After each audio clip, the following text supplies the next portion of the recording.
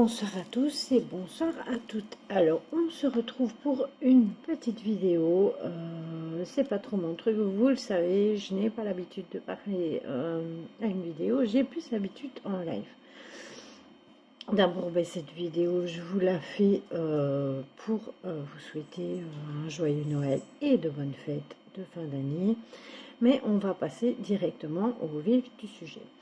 Alors, pour tous ceux qui suivent Jonathan de l'œil dans le noir, il a proposé une vidéo il y a pas longtemps pour que on fasse un challenge, pour qu'on revienne un peu à nos sources, pourquoi on a commencé nos chaînes,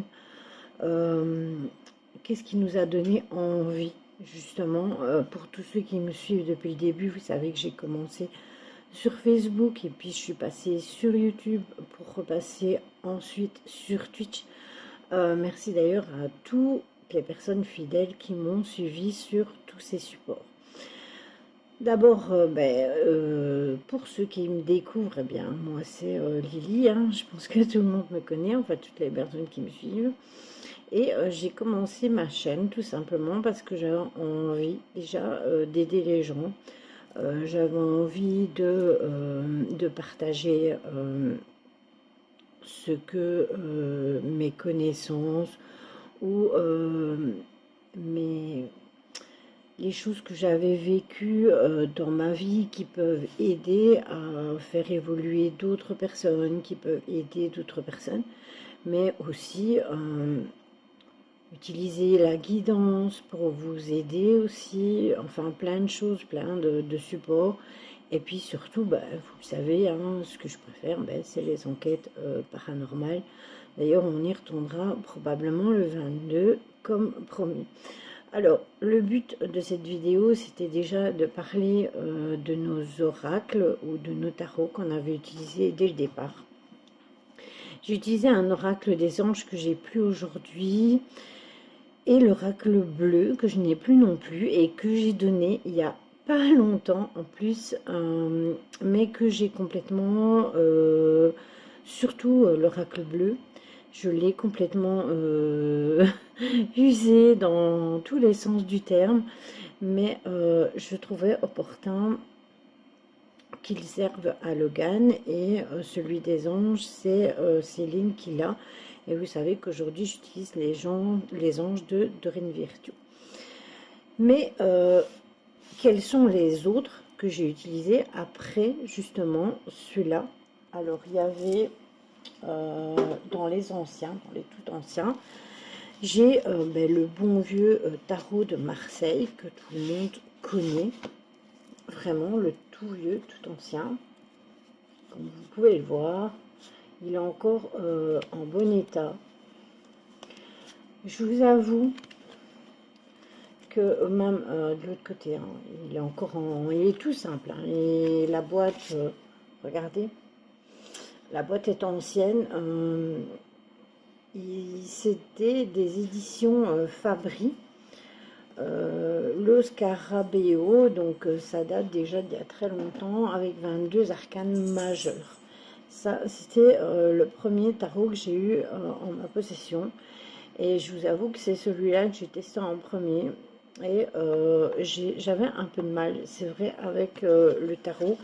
Et j'ai ma préférence vers les oracles, mais je vous ai dit que je vous montrerai ceux que j'avais eu avant premier. Donc voilà. Puis, Magali, que vous connaissez tous, donc ma bichette, m'a offert l'oracle des sorcières de Sally Morningstar, avec un très beau petit livre, vous pouvez voir. Il faut savoir que je l'utilise quasi depuis mes débuts. Il est intact. Il faut savoir, je l'utilise presque pas. Mais dans ce livre, vous trouvez toutes les significations par rapport aux cartes, même si nous, on ressent les cartes, donc on n'a pas trop besoin du livre pour en trouver les significations, mais il peut vous aider. Et en même temps, vous avez les aspects majeurs, les aspects mineurs que vous retrouvez par rapport à chaque carte. Mais ce qui est très intéressant aussi dans ce livre, c'est que vous n'avez pas que ça. En fait, vous avez une explication bien précise sur les histoires et les traditions de la Wicca, les pratiques modernes sur la Wicca, le paganisme et les religions organisées, puis évidemment les persécutions des sorcières en Europe. On explique tout ça dans ce livre. Je m'attarde sur le livre parce qu'il est vachement intéressant. La sorcellerie d'aujourd'hui, les persécutions des sorcières aux États-Unis, voilà. Puis regardez la roue. Ça, ce sont les tisanes de divination que vous pouvez retrouver. Et alors, à chaque fois, eh bien, les sabbats, Samhain, Yule, la période où l'on est à l'heure d'aujourd'hui, Imbolc, Ostara et Beltane et Lita, qui sont bien expliqués avec à chaque fois les pains, les cérémonies, pour fabriquer certaines baguettes de fécondité par exemple en période de Lita. Puis vous savez Lunsada, Lugnasa, je suis nulle en prononciation, et Mebon aussi, que vous connaissez tous. Et après, en deuxième partie, eh bien, vous commencez avec une très belle image, une illustration, et puis vous avez toutes les significations des cartes qui sont extrêmement complètes, mais donc franchement, j'ai pas vraiment eu l'utilité. C'est un oracle avec lequel je me suis tout de suite sentie en phase.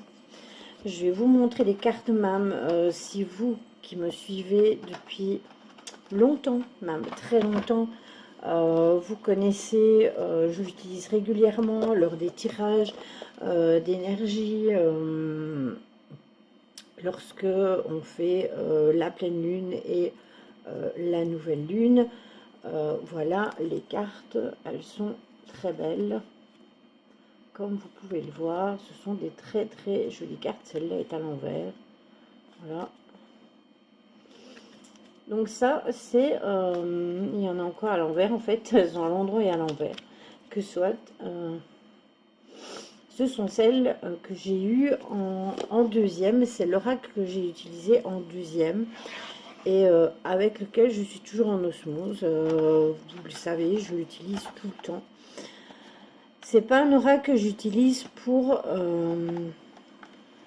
les séances en privé. Pour les séances en privé, bah, c'est toujours l'oracle. À la base, c'était l'oracle G que je n'ai pas préparé, et l'oracle des médiums. Et au jour d'aujourd'hui, bah, bien évidemment, c'est l'oracle de Jean-Patrick Le Belline, que j'utilise pour les guidances privées. Mais je les ai aussi utilisées quand on faisait des énergies aussi entre nous au moment de certaines guidances privées. Et alors le tarot des chats. Voilà, celui-là, que j'utilise très peu. C'est pour ça qu'il est aussi en aussi bon état. Je l'utilise très peu. Je l'aime énormément. Il est de Céline Guillaume et de Séverine Pinault. C'est un très très joli tarot. Je vais vous montrer le livre qui est exactement le même. Voilà, il est très beau. J'ai un peu de mal à me familiariser avec les tarots. C'est pour ça que j'utilise plus les oracles et que j'ai énormément d'oracles. Mais bah, comme il fallait choisir ceux qu'on avait eu en premier, eh bien, voilà. Je vous les montre. Attendez, je regarde si elles sont à l'endroit déjà, si je ne les ai pas sorties à l'envers. Voilà. Regardez. Elles sont très jolies.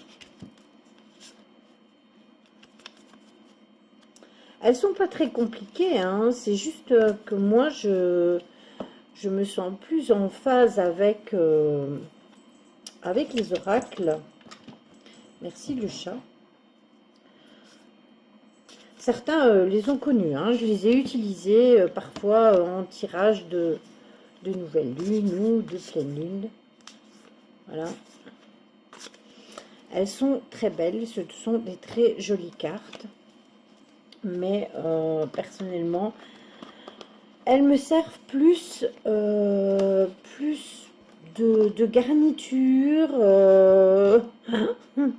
Je les trouve magnifiques, hein. Elles sont très bien représentées parce que, par exemple, quand vous voyez le diable, voilà, représenté avec le chat, et toute la signification qui en découle, il faut savoir que c'est pas nécessairement du négatif. Je prends celle-là parce que je tombe dessus, c'est pas un hasard.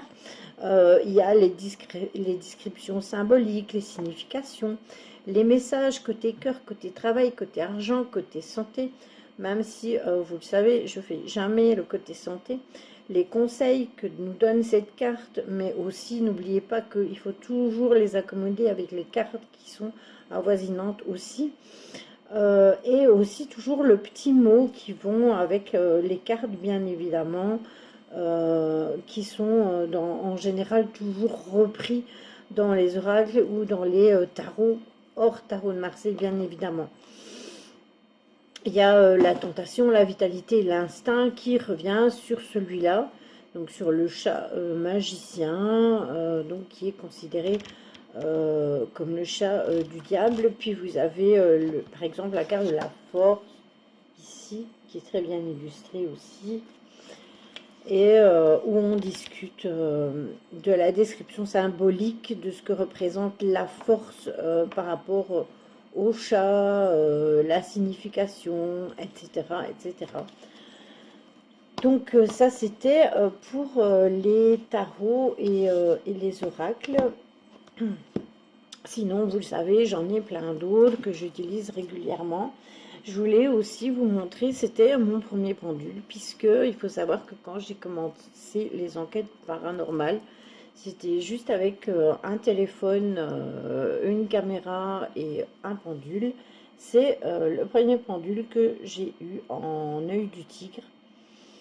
Depuis, j'en ai plusieurs que j'utilise, bien évidemment. Celui-ci reste à la maison et j'en ai dans mon sac quand on va en enquête parce que j'aime bien avoir justement maintenant mes outils de travail à la maison et mes outils de travail sur enquête qui sont complètement différents, enfin différents, pas différents, mais je veux dire, ils sont pareils, les pierres sont différentes, mais le pendule est toujours de la même forme, hein. Entendons-nous bien. Ce que je veux vous dire, c'est que en fait, je tiens vraiment à ce que le matériel d'enquête reste le matériel d'enquête et le matériel pour la maison, pour les contacts défunts éventuels, puisque maintenant je n'en fais plus, soit ici, mais ça peut me servir aussi pour ouvrir une séance, pour faire n'importe quoi, pas nécessairement une enquête para, mais je peux avoir besoin d'ouvrir une séance à la maison et d'avoir besoin de mon pendule. J'ai aussi ma toute ancienne table de Ouija, tout au début que j'ai commencé, elle est là derrière. Je voulais pas retirer parce que je vous avoue que si je la retire, je retire tout ce qu'il y a dans ma verrière, donc je ne l'ai pas retiré. Mais à l'heure d'aujourd'hui, bah, vous connaissez, hein, j'utilise une bonne table de Ouija en bois. Au début, c'était plus une avec des dessins parce que j'avais encore flashé sur cette table de Ouija parce qu'elle représentait un peu le côté sombre gothique qui est en moi et que j'aime tout le temps garder. Donc voilà. Sinon, que vous dire d'autre, ben, écoutez, je pense que j'ai tout dit.